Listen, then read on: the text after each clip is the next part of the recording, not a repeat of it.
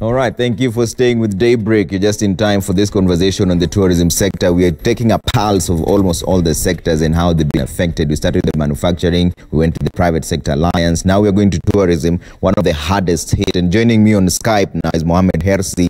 He's the chairperson, Kenya Tourism Federation. Thank you for making time for us this morning, Mohammed. Now, first of all, how bad is the situation before we get into reviewing what the president has given as a directive? What is the situation like right now on the ground on the tourism sector?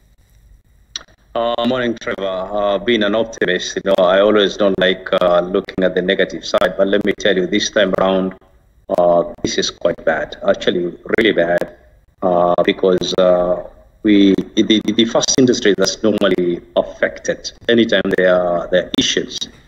We've always been addressing, security issues, and then only tourism is affected. But this time around is entire global economy. And then for tourism, it's normally a very delicate industry because you're dealing with human beings, you're dealing with emotions, you're dealing with people. Yeah. And once their safety is not assured, what happens is that they all leave you and they all go back home. Yeah. So as we speak right now, and I can talk about Nairobi hotels, I can talk about the Coast hotels. They're virtually empty. Quite a number actually have closed. But again, I would like to say this again. I think right now is about how to navigate this crisis, and then we come out of it safely. Because when your own life is at stake, the last thing you want to look at is the business. First is to remain safe, and then from there we can start thinking about recovery the moment this problem is out of the way. But before this pandemic hit all of us, was the local numbers looking any better? Or was the local tourism better than was it improving in your view? Trevor, there is always the big debate on domestic tourism, international tourism. Let me say, both were doing very well for us. And specifically when it comes to domestic tourism, that came of age a long time ago. One of the best contribution to our industry. The last study that was done was close to 58% of our business was actually domestic, in the country. Then international business had come back. Coast hotels were doing so well, and we were looking at 2000 and 2020 this year, and 2021 to be one of the best years. But again, we were all fixated on security and other things. And little did we know that there is on the side something called Corona that will just come in and hit us and had hit us very hard. And again, this problem is global. That's what we need to address. So when it comes to tourism, yes, we were doing very well, and the focus was looking extremely good. Right now, we need to find out where to start again. Okay. So what is your reaction towards the president's intervention that he put in place? Firstly, I would like to thank the government, our CS, Honorable Balala, and because we've been working with him very closely. And His Excellency the President was also given as a year. Before he even gave out what he gave yesterday, His Excellency the President, the first industry that he supported was tourism, where they gave $3 million for recovery, which will not happen right now because you cannot advertise to say, hey, you come to Kenya. We're not there yet, but that money is there ready for us. Then they also gave $2 million separate again. That's $500 million shillings to support tourism, way before the incentives and the measures that His Excellency the President gave yesterday. So in a broader perspective, the steps that were given yesterday is in the step in the right direction, and we want to thank His Excellency the President for that. Yeah, but there's also a possibility that the government had decided to waive the circular on government only using government facilities during this period. Has that helped in any way? It will not help much right now because, Trevor, at this point in time, we are saying stay at home. Hotel is not your home. So nobody will come to hotels. So we are many hotels actually scaling down and closing. And it's also time for reflection. You can also go back and think hard, what is the way forward? So some of the hotels right now, we were very busy in the last 2 years. Some of the hotels had not done serious refurbs, and we didn't have space to do that or the time to do that because we were very busy. So the next 2 months we're going to spend doing exactly that. I think I'm confident and God willing, we should be able to bounce back from May, June going forward. So as it stands right now, then what would you like to see going forward? Because it's an optimistic view that we will bounce back, but what do we do now that we're in this situation?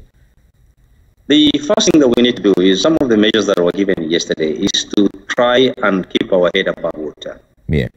We've done good business in the last 1-2 years. The challenging part is that some of the facilities are highly geared, and it means that they've taken huge loans because they were very optimistic, and key chains taken a lot of money to invest in the industry. So what we expect also is for the banks to be reasonable enough so that they do not put a lot of risk on these hotels. At the end of the day, if these hotels don't survive, then the bank will also lose, because just looking at the homes that they can't sell because of the real estate bubble busting, it will even be harder or a longer shot to sell a hotel.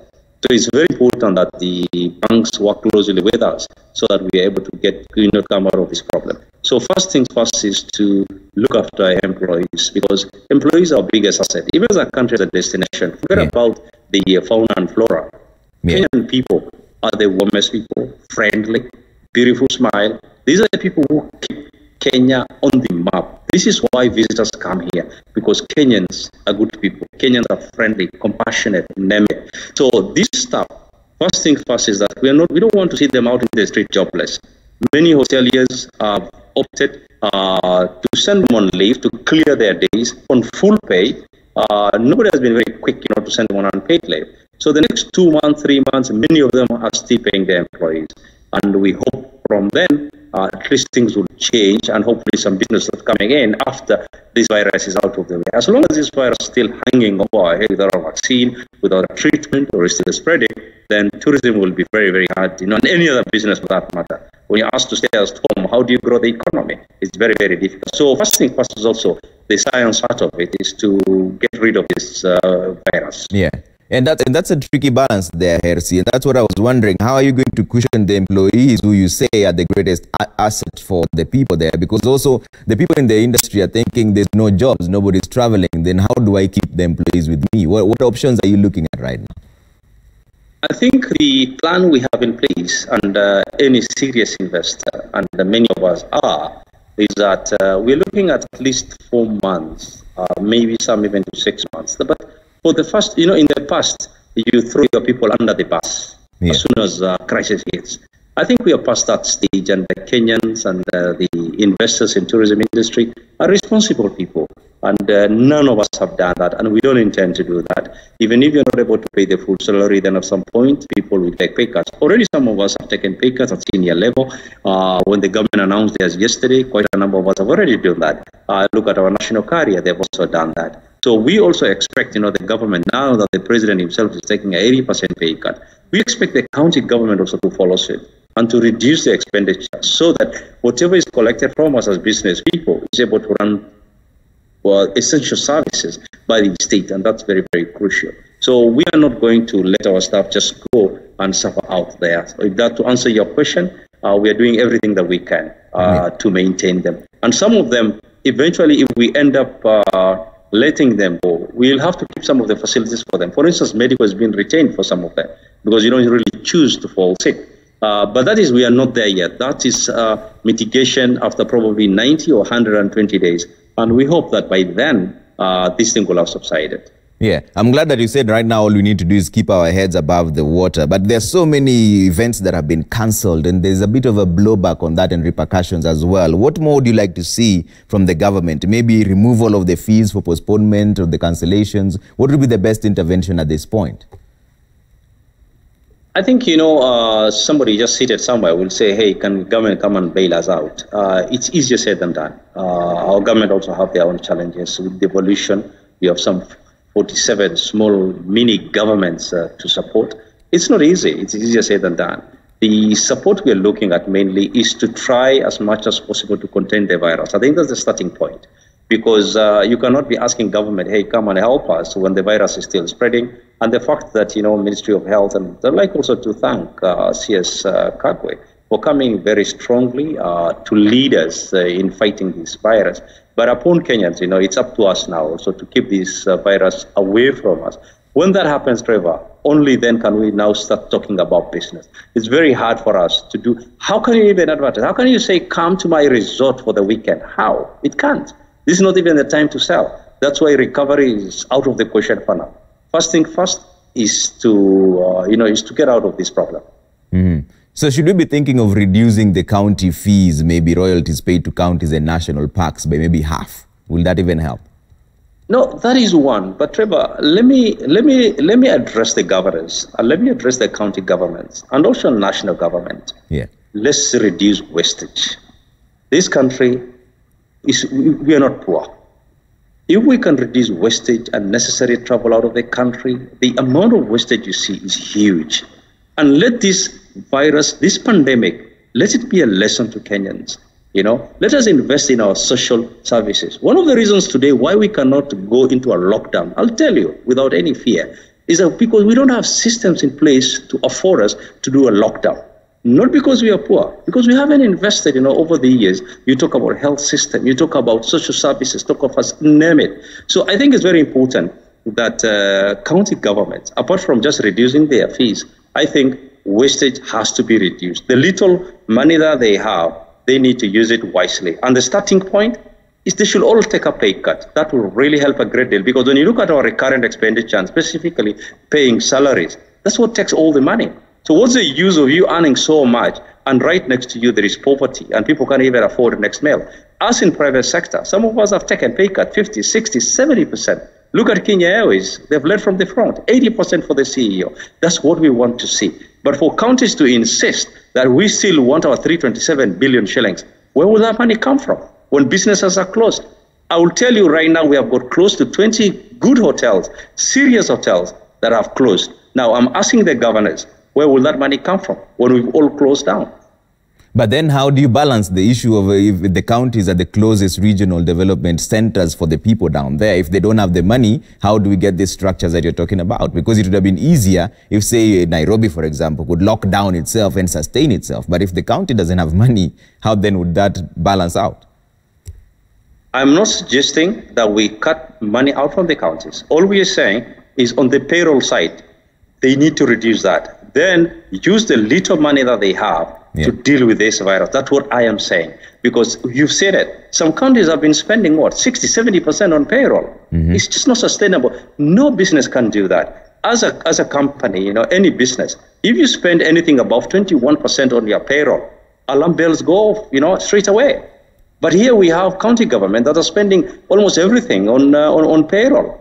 And that's not right. The same thing also applies partially to some government entities as well. So these are the things that we need to address so that we can spend more money in fixing our social facilities and to, so that you're able to take care of the people. Because what is taxes supposed to be? It's not supposed to just to pay salaries. You're supposed to spend that money on development. You're supposed to spend that money in fixing the system so that when you have a problem like today, that this is what we are having now, you have systems in place. Yeah. And those same systems, it's a very good idea that you're giving there, Hersi. But now the implementation of the pay cuts, because even if the president says he's taking an 80% pay cut, who would actually look at it and find out whether it's actually been done? And it's voluntary. So voluntarily means I could say, no, I'm not taking a pay cut. It's the implementation of all these things that is a problem.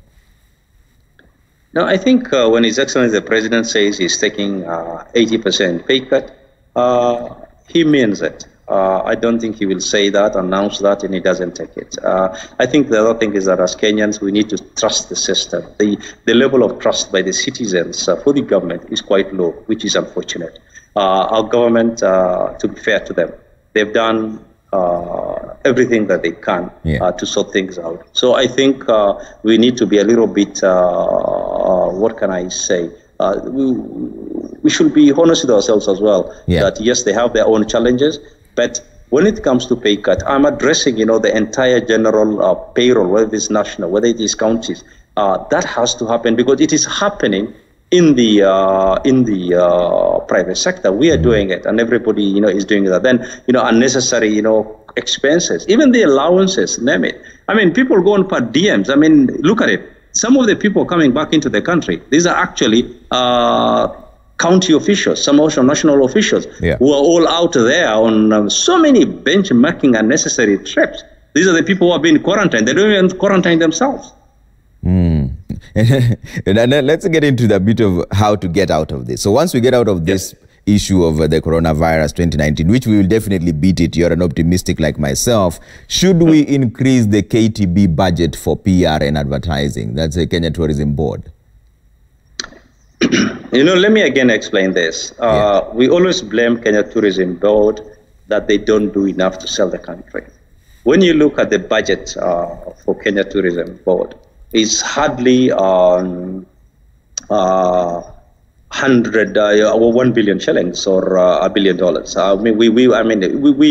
When you look at what we've been given compared to South Africa, ours is 1/6 of what South Africa is able to spend. That's why you're able to see South Africa everywhere, whether it's the digital advertising, whether it is above the world. You can see them everywhere, whether it's Mauritius, whether it's Malaysia. So it's very important that we also support Kenya Tourism Board by increasing the funds, because what happens normally is that, Trevor, when you hit bad times, the first thing you normally cut is training and marketing. How will you tell the rest of the world that Kenya is open for business? How will you tell the rest of the world that it is good to come to Kenya? You can only do that if you're willing to spend, and that's what we need to do. And we can only do that if we give them enough funds. And let me tell you, tourism is the easiest vehicle where you get your returns quickly when you promote the destination. And the fact that foreign exchange is not coming in right now through tourism, and of course the diaspora who are not also sending, and then of course tea is also getting affected. You can see already our shilling is suffering against the hard currencies. And so now going forward, do you think then we should just engage even in negotiations with the suppliers of the tourism industry to lower the prices a bit for the people there after we come out of this, so that the beating is not so much? Actually, it is also not fair, to say that, hey, I'm going back to my supplier to reduce his prices. Well, that's one option, yes. But the other one is we are getting already into discussion, and this is what we are encouraging all the hoteliers, tour operators, everybody. You need to go back to your creditors and agree with them how you're going to pay them. Because you also cannot choose to hide not to pay them. Because if you don't do that, then you are affecting another sector altogether. So it's only good practice and ethical that you pay for services that have already been rendered. I'm also happy that His Excellency the President has announced that any pending bills, and let me tell you, hotels have a lot of pending bills by the government. County governments equally are holding a lot of bills for the hotels. So our appeal is that they should pay these hotels quickly, so that we are able to keep all our employees on board. We don't want to lose them. As I say, the biggest asset is not even our fixtures and fittings. It's the people. And so now going forward, now the people in the tourism industry are probably watching you right now, wondering now what next for me. What would you say to them? Now, I'll tell them that this is a crisis that is just not about tourism. This is a global crisis. Trevor, and to my fellow tourism players, right now is it's not even about business. Right now is about how to remain safe, how to remain, alive. Let's face it, that's a reality, because the crisis we are dealing with, the corona doesn't know class, doesn't know race, doesn't know nothing. It's affecting royals, affecting everybody, name it. So first thing first is to make sure that we remain safe and we are alive. And then we can come out now and bounce back, because Kenyans, we are very good, in coming back, and we've done that in the past. I have no doubt in my mind that Kenyans, we are resilient. We've seen a lot of things in the past, but obviously this one is far, far bigger than anything we've handled in the past. But remember again, it is not only us, it's the whole world. Aircrafts are all grounded, nobody is flying. So it's not just about us, but what we do will really matter as citizens of this country, so that tomorrow, when this problem has subsided globally, we do not remain that small pocket that has remained with the virus. And God willing, we should not be that one pocket. All right, well said, well said. Thank you so much, Mohammed Hersi. There is a chairperson, Kenya Tourism Federation, just speaking to us about the tourism industry and how it's been hit. And he says he's an optimist, so we will definitely come out of this stronger. For now, just keep your head above the water, like he says. Great conversations there. We're just taking a quick break here on Daybreak. We'll be back with a lot more in just a bit.